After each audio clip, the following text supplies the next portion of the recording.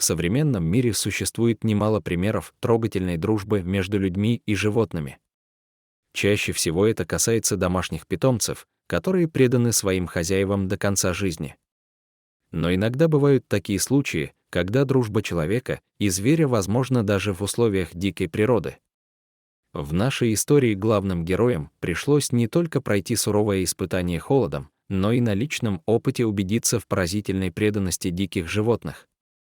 Случилось это несколько лет назад среди ледяных просторов Шпицбергена, расположенного на полпути от Норвегии к Северному полюсу. Ни для кого не секрет, что климат на полярном архипелаге крайне суровый.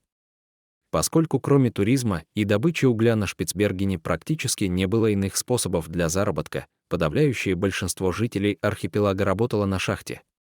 Чаще всего это были специалисты из стран Восточной Европы, которых привлекали для добычи полезного ископаемого в условиях полярных широт. В качестве средств передвижения вахтовщики чаще всего использовали снегоходы. Однажды один из вновь прибывших горняков ехал на своем снегоходе в направлении поселка от шахты, на которой он должен был отработать по контракту не менее года. Среди однообразных снежных пустошей и ледяных дюн сложно было рассмотреть что-либо интересное. Вдруг мужчина увидел, как впереди мелькнул какой-то небольшой пушистый зверек. Шахтер остановился и осторожно слез со снегохода.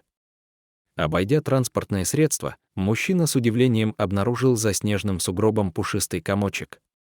Присмотревшись внимательнее, шахтер понял, что это белый медвежонок. Сложно сказать, почему малыш был один и где в этот момент находилась его мама. Судя по впавшим бокам и затравленному взгляду медвежонка, мужчина понял, что он, скорее всего, сирота. Взяв малыша на руки, шахтер положил его за пазуху и поехал в сторону рабочего поселка. Когда мужчина внес медвежонка в теплое помещение, он сразу ожил и стал веселее.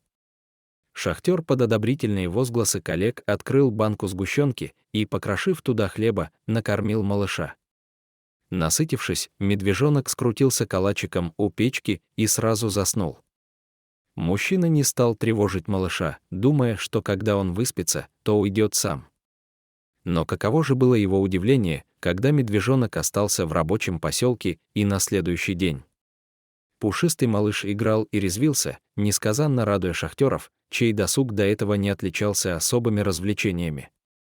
Со временем медвежонок стал для вахтовиков чем-то вроде домашнего животного. Конечно, все они отдавали себе отчет, что это дикий зверь, но пока он оставался для них просто малышом, лишённым кормилицы. Медвежонок очень привык к шахтерам и неизменно провожал их на работу. Но однажды пушистый малыш с самого утра стал испытывать беспокойство и нервозность.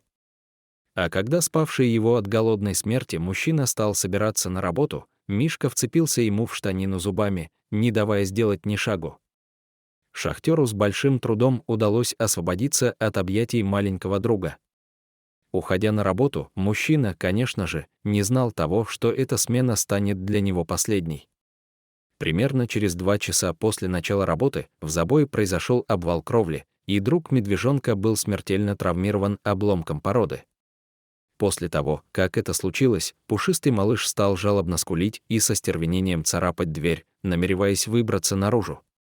Когда медвежонка все-таки выпустили, он убежал в неизвестном направлении, скрывшись в снегах полярного архипелага.